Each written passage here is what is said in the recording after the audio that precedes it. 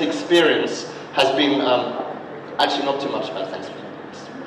The whole Brexit experience is actually like a test case in bad communications. And maybe we could learn something from it. The people who were campaigning to leave the European Union knew exactly what they were doing. They were playing to values of identity, of a sense of belonging. They were talking about nationality. They were talking about Britain as a great country. I was just thinking, you know that thing where people have an amputation and they have their leg cut off, right? But they can still feel the leg. We call it like a ghost leg. Yeah? So I think in Britain we have a ghost empire. You know, it's not there anymore, but we can feel it. You know, it's somewhere there and in our hearts, and that's what they were speaking to. This kind of delusional fantasy. The other side, though, the people who are saying that we should stay inside, were doing all the things we should not do. First of all, they were bringing in the experts, piles and piles of experts. And every time that an expert failed, they brought in another 2 or another 3 from large institutions. You know, things start to fail when the experts start coming in large numbers. But people don't, I realise I'm talking to a room full of experts. People don't trust experts. The general public are deeply suspicious of this. You know, we had a case a while ago with MMR, measles, mumps, rubella, this injection. And the story started with the general public that this caused autism. The story of autism was passed from person to person to person. It was a conversation that you would have at the nursery school, on the bus stop. So the government dealt with it by bringing in medical experts. And every expert who came in, people would say, no, they're just saying that, I don't believe them. There'd be another expert who would support them. It's like, oh, you're all saying the same thing. I don't trust any of you. So experts are a problem. And then they brought in the reports, and there'd be piles and piles and piles of reports. I say this knowing I'm speaking to a room of people who write reports for a living. And some of these reports got very big. You know, the one from the Treasury was 250 pages arguing the economic impacts of leaving the European Union. But people don't follow the experts or the reports, they follow their instincts. People have an extraordinary capacity to simply choose the information that they want. It is possible, as we've seen in Britain, for people, an entire nation of intelligent, well-educated people, to follow a course that makes no economic sense, but doesn't even meet their own self-interests. So, you know, you can see maybe where I'm going with this. Because for the last few days, I'm sure all of you, I've been hugely inspired by the projects that you're all working on, and the amazingly strong case that you're making for energy efficiency, for renovation, from every point of view. We've heard about the multiple benefits, you know, from the economic benefits, the social benefits, the health benefits, all of these arguments. But again, we're running into some of the same problems. You know, like you cannot crush a policymaker under the weight of reports. I mean, you can kind of tie them down to a chair and kind of load them on top and see what happens.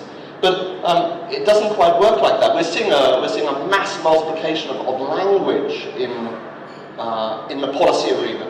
You know, so the original treaty agreement which formed NATO was just 2 pages long. The coal and steel community agreement, which was the foundation of the European Union, was 37 pages long. The Rome Treaty was 80 pages long, and Maastricht and Lisbon treaties came into over 250 pages long. These things keep multiplying. You know, we talk about peak oil. We haven't yet reached peak words. We have a lot of words. And if you imagine what it's like, for example, to be an MEP, surrounded by this constant weight of words, it's very hard for them to make a decision. They don't have the time to read the stuff. I interviewed as working with Adrian and Renovate Europe, I had the chance to actually sit down and interview a number of senior policymakers. One of them, I was talking about the employment that could come from renovation, and he said to me, yeah, but you can hire an economist to come up with any job figure you want. That's the problem of experts. And then I talked to an energy attaché for a major European country that at that time was very influential in the Commission. And I quote you what he said. He said, I don't trust what people tell me. He said, I go by feeling for what I trust.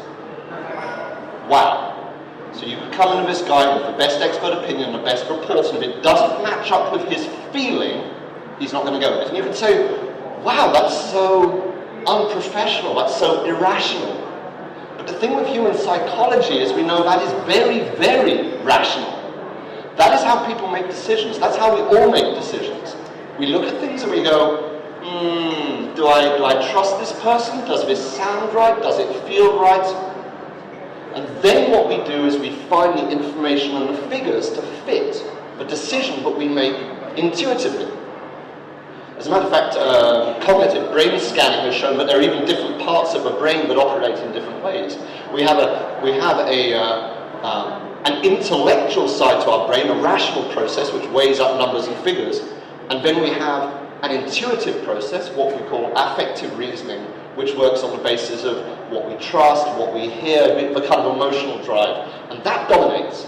That's how we are wired from evolution. Because we don't have time, if somebody is coming at us with a knife, to say, do I have the data evaluation as to the likelihood of this person threatening me? We need to kick in very quickly with a response. And this kind of like base wiring has led us into a situation where we respond to very, very complex issues like this. And it's what we all do. It's what all of us in this room do. We all have it in common. And this produces dangerous positive feedbacks. You know, climate change has positive feedbacks where a small change leads to a bigger change, leads to a bigger change. Well, you get positive feedbacks and attitudes too. So if someone you know starts saying something, it's like a kind of a disease. You pick it up and then you start saying it and you pass it on. And the next thing you know is within your whole group, people are saying the same thing. It's exactly what happened in Britain with Brexit. And we all start picking it up from each other. And that can work in our favour. Like if suddenly everybody starts saying climate change, that's a real problem, we need to reduce our energy consumption, we need to get serious, that could get bigger and bigger and bigger. But actually the opposite happens. This thing spirals down and down and down and gets smaller and smaller. The big problem we have with climate change is actually the majority of people don't talk about it at all from one year to the next. 2/3 of people cannot remember the last conversation that they had on climate change. So what you have is you have something where there's no feedback because it's not in the discussion. And a lot of things we talk about are not in anyone's discussion. They clearly weren't in the discussion of the people who designed this hotel. And in fact, we were talking about whether or not we shouldn't take direct action. So there was this suggestion that you might like, I thought it would be a good group activity, where we all get post-it notes, and everywhere we see an opportunity to intervene, we can kind of stick it up on the wall. In fact, I think maybe the conference could pay for itself with the free energy advice that it gives. So let's just say, okay, so let's just say Brexit was a communications disaster. But can we learn something from this? When I lived in Taiwan many years ago, and all of the traffic along the Western Highway had slowed down to a stop. There was an enormous traffic jam. And the reason was that there had been a catastrophic bus crash. You see, buses are kind of thin in what I'm saying. There'd been a bus crash, and all of these people were going at a snail's pace so that they could write down the number plate of the bus, because they reckon that must contain the winning numbers for the lottery. Because within the culture, the idea was that out of terrible bad must come some good. So let's say, out of a terrible bad of Brexit, maybe some good can come and maybe we can learn something from it. So, positive ideas, right? Sorry, was this meant to be inspiring? It's pretty depressing to me. Positive ideas, right, of what can we learn from this? Well, I think the first thing to do is to start listening. I spend a lot of my time listening. I have conversations all the time. On the way here, I spent my whole night sitting up on Heathrow Airport in this long conversation with these Brexit racists, which was quite an experience. And I treat these as like little focus groups, a chance to learn about people. Whenever I go on a train, my daughter starts rolling her eyes and going, oh no, you're doing that thing you do with people again. When she sees I've kind of gone into my social research mode. But we can all do this, and we can do it structurally as well. We can make sure that the people that we're speaking to, the public we're speaking to, but rather than trying to just hammer them over the head with the thing that we want to say, we just sit down and say, tell us about you. Tell us about what you care about. How can we find a match between what you care about and what we want to do? I spend a lot of my time working with conservatives, which is a strange place to be because I'm a left-wing activist. I was saying to Adrian earlier, I like dangerous travel, I like dangerous sports, I like dangerous travel, I guess I like dangerous social research. So I like going and finding people who are as opposite from me as possible and then trying to understand what makes them work, which was why 2 years ago I found myself addressing a monthly meeting of a Central Texan Tea Party.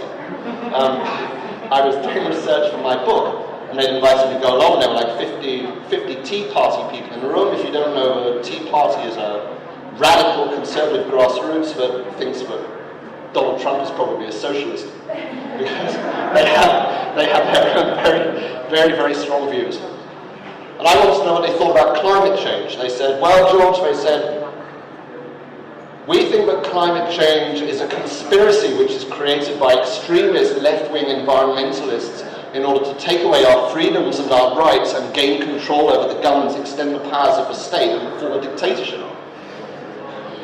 It was a kind of interesting situation to be in, seeing that I was a left-wing environmentalist standing in front of them. I was also slightly nervous, bearing in mind this is probably the best armed audience that I'd ever had, because on the way there I said, hey, do you guys carry guns? And they went, yeah, sure we have guns. They all had guns in their bags down the side of their car. What was interesting, you see, was that they had formulated climate change in the shape of their own culture. They weren't bound by any kind of expert-driven opinion on it or any reports. It was what they heard from each other and what got passed between them. You know, conservatives, I think, they think about things differently from progressives. They have their own way of thinking about things. So I've been doing research, for example, on fuel poverty. In all of the groups, when I speak to conservatives about fuel poverty, they all say the same kind of thing. They say, that's just people complaining. I grew up in a cold house and look at me. I'm okay. When I get cold, I just put on a jumper. You know, I'm fit and healthy, and then the other people in the group say, yeah, you're looking really good for your age. It's like, yeah, it's because I have a cold and drafty house. And they make this big deal of how fuel poverty is just complaining, and that if you're tough, you can live in a cold house. I don't know, maybe here a hot house. So we cannot assume that messages which work for one side politically will work with the other. In fact, they may very well push them away. And fuel poverty is one I want, which is one that people can push away. Here's an interesting thing. So you have a group, say, of conservatives. They're suspicious of government power. They're very defensive of property. They have a very strong idea that their home is their castle. They believe in the sanctity of their home. And we have a project in Britain in the interest of energy efficiency to put smart meters into every home in the country. And for the government, and for the technicians, for the experts, for the report writers, this sounds like a very good idea. But just think about it for a moment. Hang about, the government and large faceless corporations want to put a box on your wall which is going to measure your every behavior and report it back by wireless internet. This is a bomb waiting to go off, I tell you. How do conservatives feel about it? Well, let's just say I have this anarchist cat, okay? This anarchist cat, he makes a point of running down the road, and whenever he can, there's one beautifully kept lawn owned by a very conservative family on my road, and he goes and squats and does his cat business right in the middle of the lawn in order to mark out his territory. And that's what conservatives think of smart meters. So it's an example of how we have the technology, we have the ideas, we have the experts, but if it doesn't line up with people's values, we're going to have a massive, massive pushback.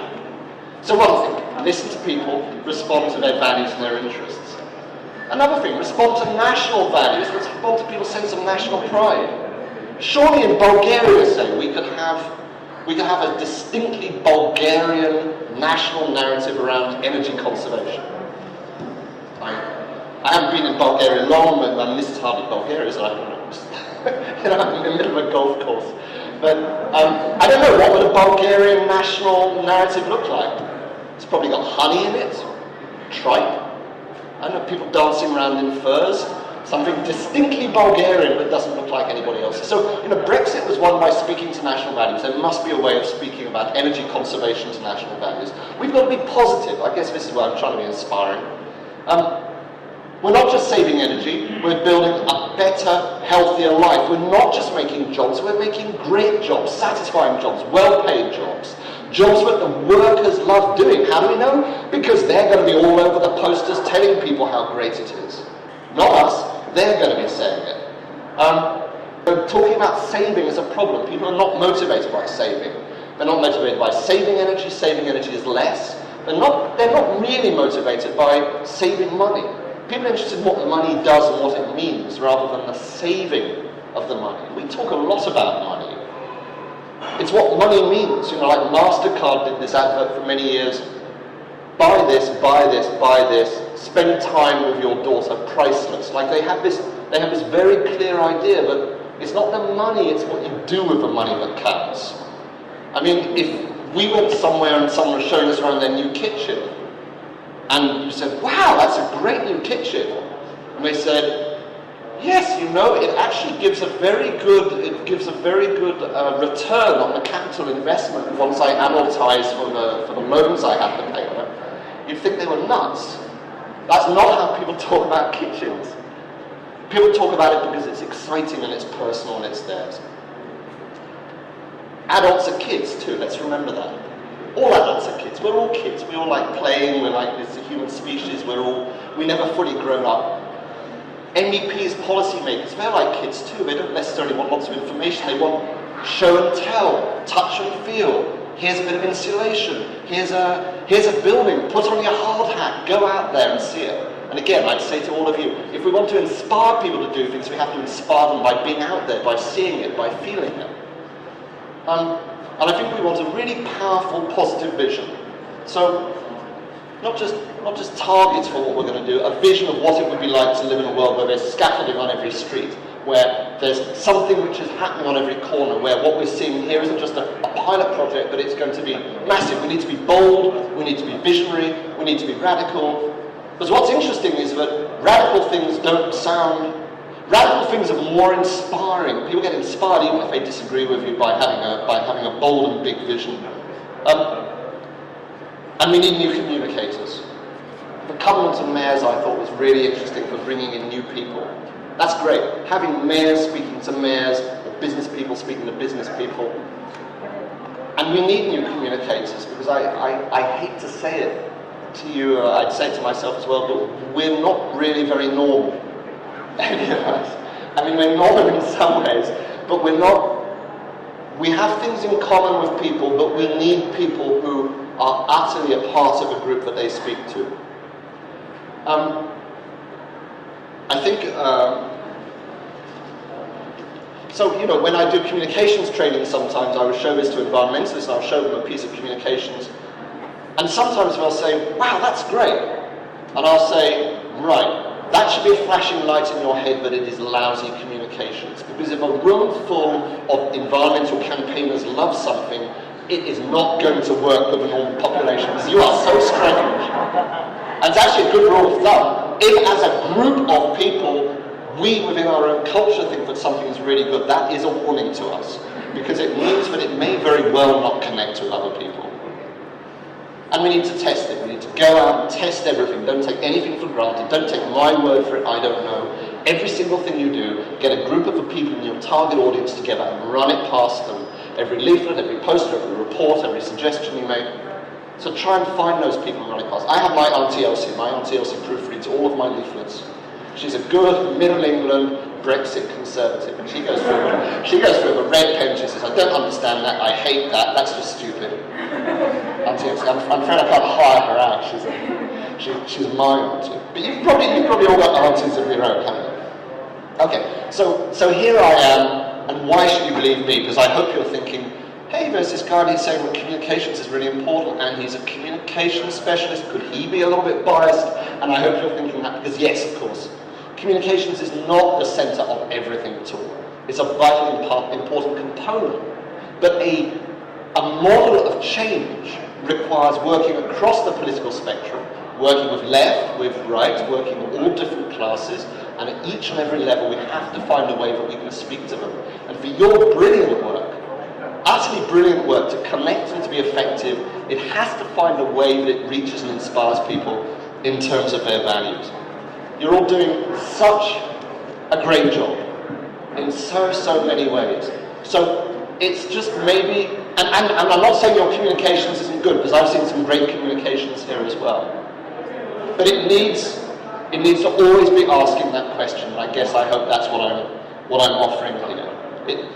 Communications and getting ordinary people on board is what underpins everything. It underpins the political process, it underpins the policy. It's not just about speaking to MEPs or speaking to policymakers. We have to carry the grassroots people with us, or else it doesn't appear, politicians will not do something if they don't think that people broadly support it. So, I say this with kind of great humility. I'm hugely inspired by the things here. Let's find new ways of rethinking what we do, constantly challenging ourselves to find new ways of doing it. And to remember, we all have so much in common with ourselves and with each other. We have a community of people here who work together. We share so much. And we share so much with other people. Common sense of humanity. I guess we're all kids. And a common desire for the future. All right, thank you. Thank you.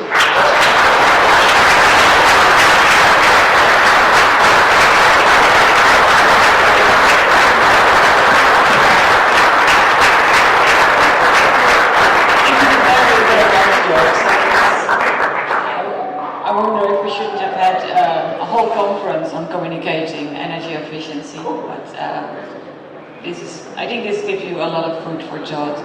I would now like to give 3 people the chance to say something. Then I will say in 2 minutes something about the follow-up of this, and then I need a minute to thank a few people, and then it's party time. So I would like to ask Kurt Emil from Velux, and Andre from Knauf, and the gentleman from Philips, where Mr. Where is it? Philips. Where is it? You're in Philips. Okay. Okay.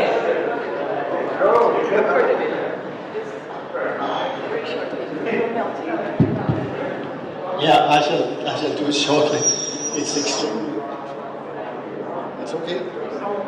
Here. Should I stand there? No. Okay. Does it work? Yes, it does. Well, to make it very short, first of all, as a sponsor, I would like to thank the organizers for organizing this very good event. And I think that as a follow-up on George, I would say this event here has been completely different from some of the other events I have participated in, because we have much more focused on the additional values by energy efficiency than what I normally see. So to challenge George a little bit, we have been focusing very much on the additional values by energy efficiency here the last 2 days. Then I would like, well, it was not, you don't need to say sorry. I didn't say sorry, I said two. Then I would like to give a short comment about the philosophy of Velux. We are a manufacturer of windows. We would like to lead the development of better building with daylight and fresh air through the roof. And then our side event was sent to the basement in a room without roof windows, without no natural ventilation.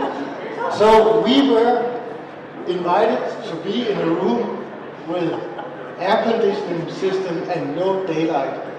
But still, I would like to say, we would like to lead the development of better buildings with daylight and fresh air through the roof. So you're not getting me on that one. So, and finally, regarding communication, we have also started tweeting. And there has been a hashtag that everyone has been able to tweet on. And I have tried to follow that one, and I would like to give a small gift to the hashtag, which was the best one. And I have to say that the best one was before we came down here. And it was Android who made a hashtag where he said the weather conditions, the next 3 days will be sunny, it will be 32 degrees, and you need to bring your clothes, your bathing clothes and things like that for that. That was a very, very important tweet because that changed my suitcase a little. And I'm sure that a lot of other people have changed their suitcase as well. So I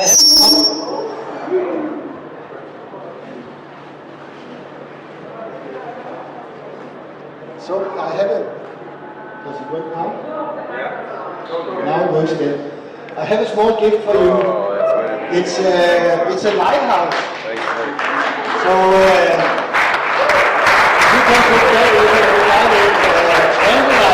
and then you will have a lighthouse.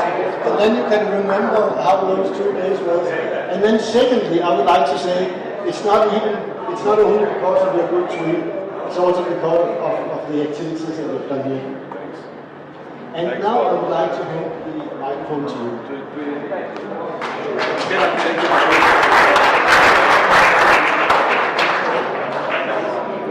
Well, thank you very much. I actually learned about the fact that I have to deliver some sort of message just a few minutes ago from Rena when she was looking at me. So we have been from Philips, couple people around for the last 2.5 days, and Harry was the guy who was supposed to probably inspire you about how we improve people's life through lightings.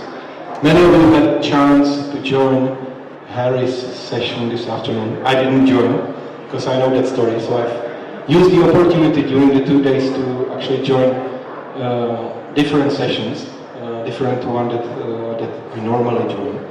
And I have a very inspiring time with all of you around. So on behalf of Philips, maybe 2 reflections more. Either as a sponsor, we basically assumed or hoped that this event will bring a lot of people together and people start engaging and networking. And it actually happened, so we are proud for that. It was close to 200 people, right, Andre? So nearly 200 people in one place on the same topic, energy efficiency, and that really sheds a great light on what the organizers have managed to achieve. On the angle of participants, so to say, I actually took the liberty to participate in several sessions, and probably good credit needs to go to organizers because I haven't met any colleague of mine, so they had a different interest. So the Philips people, we never met on a parallel sessions, which is good. We'll have a great takeaway from many individual sessions. And last but not least, what to say? I remember this session, which was the last one, Mr. Joyce, Adrian. He invited me to a session. I was about to go to the Philips one, because I wanted to be polite. And then actually music was resonating from that place. So I said, that's going to be an inspiring one. So I joined that one. It was If I Had a Hammer, or something. If I Had a Hammer. So, just as a reflection, maybe, and George was telling about something about Rome. So, there's a song, the Rome wasn't built in a day. So, we also are doing something that has a long-term vision. That is what I like, that we seem to understand that there needs to be a vision. And we need to strongly articulate the vision out to the general public and the community. And on that token, I really feel, as a participant, more of a citizen. I'm getting older, I have 2 kids, and I want my sons, when they are all 40 plus, that they still enjoy the earth and the planet that we are living in. So that is probably the mission that is ahead of all of us. So Rome wasn't built in a day. And then the second one, which I just recall now, is for whom the bell tolls. So either the positive, we have a mission to go, or the negative, there's a call for urgency. So for whom the bell tolls. So thank you for on behalf of Philips. Yeah.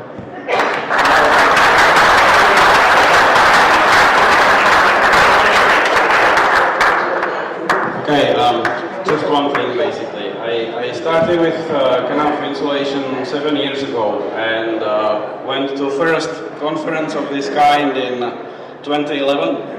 It was in South France, great conference, AC3 summer study, a lot of you know that, I recommend it to everyone. But my comment after that conference was, it's great, but you know, where are the Eastern Europeans? I learned everything about Germany, everything about UK, but where is anyone from Eastern Europe? Then I go there again in 2013. And again it was great, but again, where were the Eastern Europeans? And then again in 2015, and still the same problem. And then I developed this hypothesis, you know, and actually I remember the day, it was last year, it was me and Peter, where's Peter? Peter, hello? Over there, we were chatting like, you know, Peter, we're bitching about this every 2 years, but it's still the same. Right? I think we need to develop our own thing, you know, in Eastern Europe, and you know that's my message. I'm very happy this worked. You know, we showed 2 days here that it makes sense. There's demand for us guys to meet, and it's not only Eastern Europeans though. It's 70%. So we have 30% of Western Europeans and Americans and maybe some other people as well. It's necessary, but I'm very happy that as a community, Central and Eastern Europe, that this concept works, that it exists. We've proven it, that it makes sense, and that's my biggest takeaway from this conference. And as a company, I can promise you that we will keep working on this, and this is not definitely, it's the first but not the last C4E Forum. Thanks.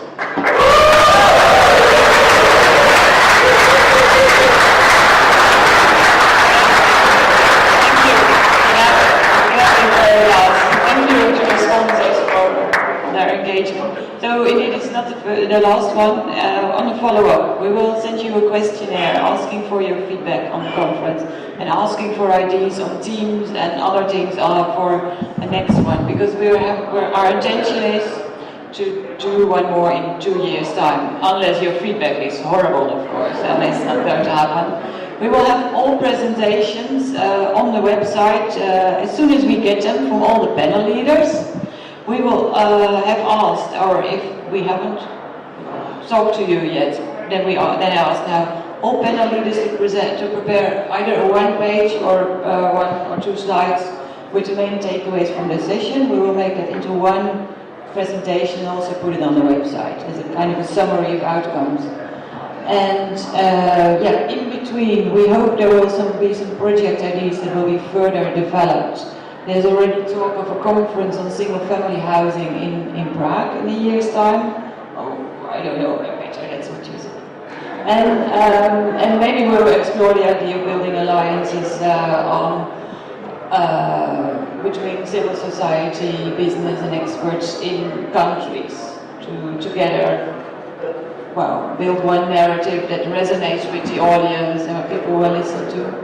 So that's our follow-up. Then it's the really last. I would like to thank all the panel leaders for their hard work. They didn't know what they got into when they signed up, because we got them through a whole process of training, of doing things interactively, but I think you all done a great job. I would like to thank all the speakers for all their inspiring presentations. I would like to thank the local BGBC team for their support. Where are they? Working. And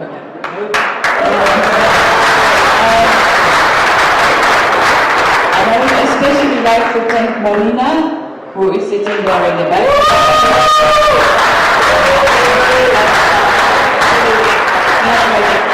I would like to thank the contributing partners, EuroAid, Eurema, EEA grants and the Rockefeller Brothers Fund for their support to this conference. I'd like to sponsors again, Philips and Knauf.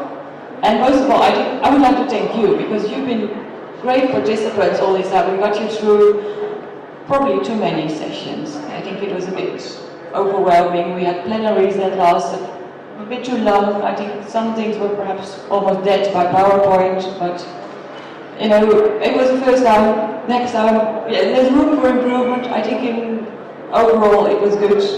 And on behalf of BGBC, Chance for Buildings and ECF, thank you very much. We now have a party with a great band, a funky miracle. I have to say, it's the coolest band of Bavaria. And tomorrow, the bus, please, if you want to go on the bus, please be downstairs at 10:30. You know how long checkout takes. And maybe even 9:30, because the bus leaves at 11 sharp to get you on the Austrian flight. Thank you very much. And then I forgot about one very important person.